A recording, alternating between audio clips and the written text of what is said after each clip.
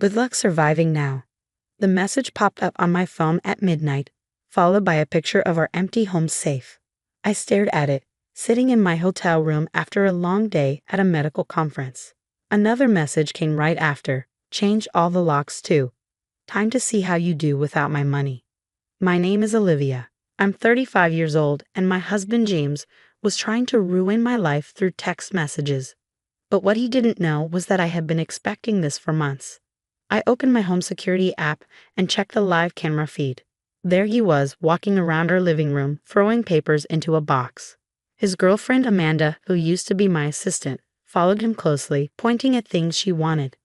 "Take that vase," she said, looking at my grandmother's antique. "It'll look great in our new condo." James laughed. "Take whatever you want, babe. She doesn't deserve any of it anyway." I watched as they took valuables, unaware that the hidden camera in the ceiling was recording everything. I had installed it months ago when I first noticed James acting suspiciously. Another message from James: "The safe's empty. Should have been smarter with your money, Liv." I smiled. The money he stole was only a small part of my real savings. 6 months ago, when I noticed him being secretive, I had already moved most of my money to a private account. Then, a text from my lawyer, Marcus. Got the footage. Clear evidence of theft and fraud. "Want me to file the case tonight?" "Not yet," I replied. "Let's see what else he does." I had hired Marcus after discovering that James was stealing from my medical practice. As a successful dermatologist, I had built my business from scratch. James had pretended to be a supportive husband, but in reality, he'd have been stealing behind my back. I found out when I noticed strange charges, expensive equipment we never got, payments to fake companies, all of it traced back to accounts James had created as my office manager. Another text from James: "Amanda is better than you, younger, prettier, and she knows how to treat a man." I checked the camera feed again. They were in our bedroom now. Amanda was trying on my expensive dresses while James filmed her, laughing. They thought they had won. "The practice will be mine too," James texted. "Since I managed it, I own half. Good luck starting over at your age." I thought about the documents in my hotel safe, proof that James had been stealing from my business. I had worked with an expert accountant to collect bank records, forged signatures, and fake purchases. Then my sister, Kate, called. "Have you seen James's Facebook post?" she asked. "What post?" "He just announced your divorce. He's telling everyone that you were a cold wife who only cared about work. Oh, and he's saying you cheated on him." I felt anger rise, but I pushed it down. "Perfect," I said. "Screenshot everything." "Already did," Kate said. "But aren't you mad? He's ruining your reputation." I watched the camera feed as James and Amanda packed their bags, thinking they had won. "No," I said. "I'm not mad anymore. I'm ready." "Ready for what?" "Justice." I hung up and texted Marcus, time for phase 1. Then I opened James's last message. "Bet you regret not signing that postnup. Everything is mine now." I thought about the prenuptial agreement in my lawyer's office, the one James thought he had destroyed. It clearly stated that if he cheated, he would get nothing. I typed back, "You're right about one thing. Someone's going to regret their choices." Then I set my phone down and watched as James and Amanda celebrated, completely unaware that everything was being recorded, every crime documented. Tomorrow the real battle would begin. But tonight, I would let them dig their own grave. James sent one last message: "Don't bother coming home. Your key won't work." I smiled, remembering the locksmith's bill in my files. "Thanks for letting me know," I replied. Some people think kindness is weakness. James was about to learn the truth. The next morning, while James was probably sleeping off his celebration, I was already in Marcus's office, planning my next move. On his computer screen, the security footage clearly showed James and Amanda stealing from my house.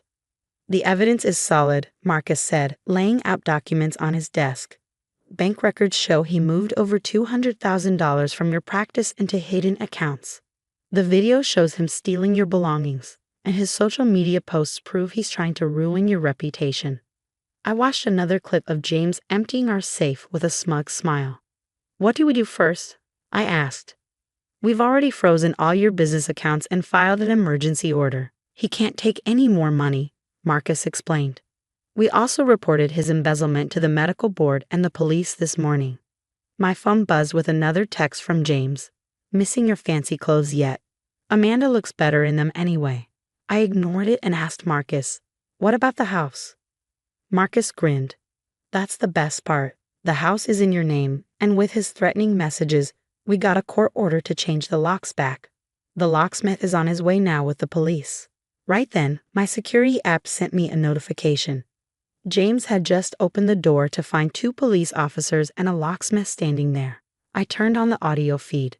Sir, we have a court order to restore Dr. Walker's access to her property, one officer said firmly.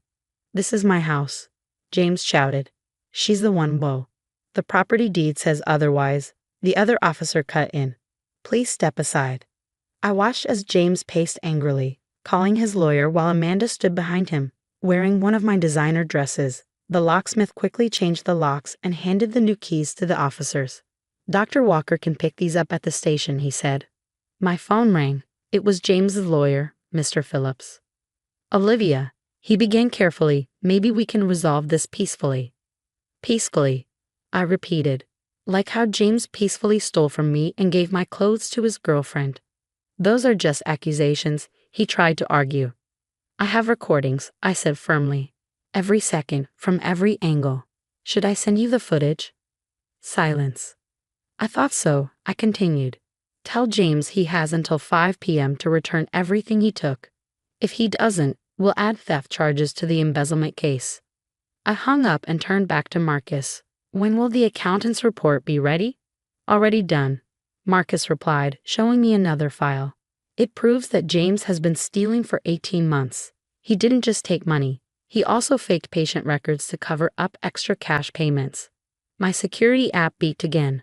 James and Amanda were rushing to pack up everything they stole. Their confident smiles were gone, replaced by panic. Another text from James. You're bluffing. You can't prove anything.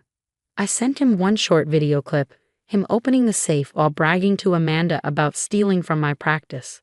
He quickly replied, That's illegal surveillance. No, I wrote back.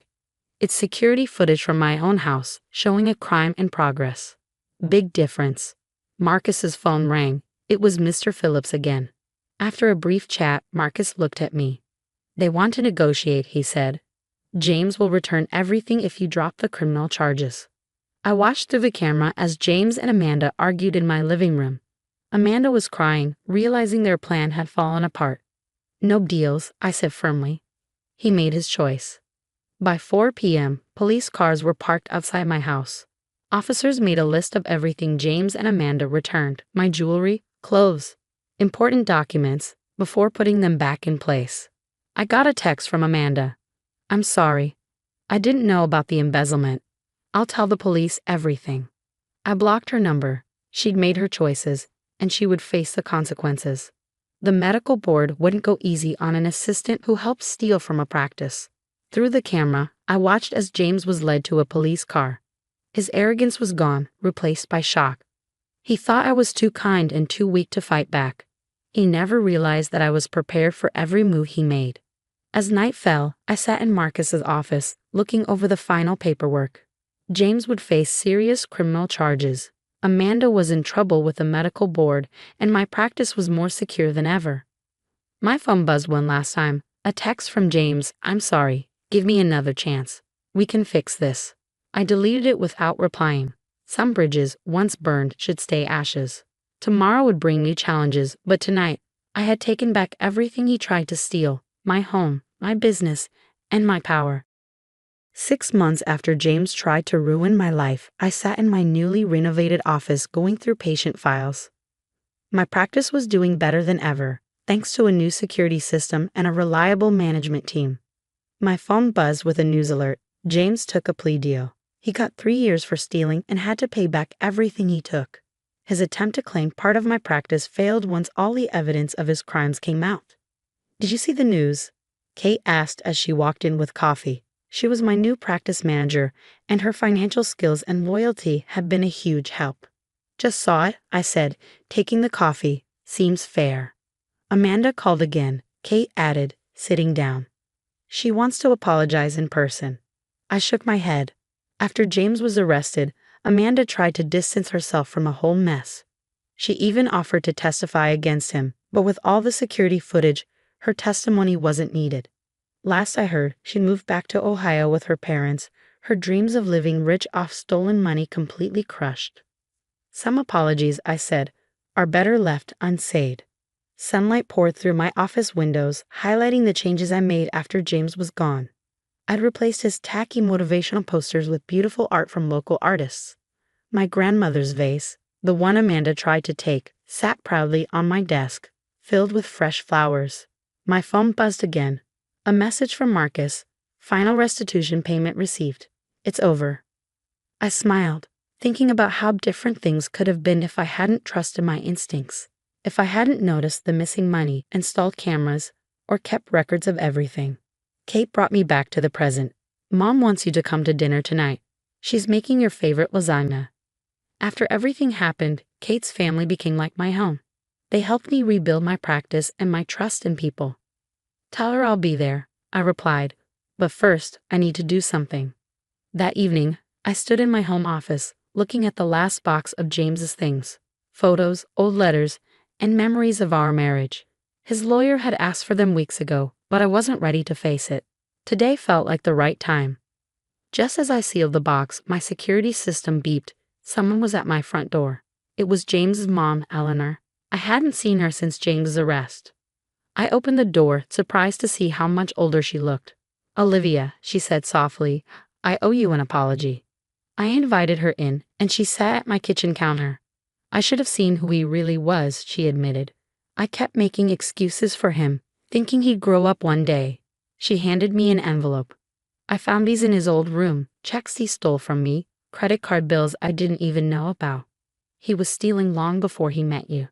I made us tea and listened as she talked about the son she thought she knew. You were the best thing that ever happened to him, she said, wiping her eyes. And he threw it all away because he couldn't stop taking what wasn't his. After she left, I added the envelope to the box of James's things. It was just more proof of who he really was. My phone buzzed again. A text from an unknown number. It was James, using his prison phone. I miss you. I know I messed up, but I've changed. When I get out, I blocked the number without finishing the message. Some doors needed to stay closed. That night, at Kate's family dinner, surrounded by laughter and love, I realized something important. James hadn't destroyed me, he freed me. Freed me from doubt, from settling, from accepting less than I deserved. My phone buzzed with another alert, a 5-star review from a new patient, praising my practice's professional and caring atmosphere. I smiled, remembering how far I'd come since that night 6 months ago, when James and Amanda thought they'd won. They expected me to fall apart, to beg, to be defeated. Instead, I came back stronger, wiser, and more successful than ever.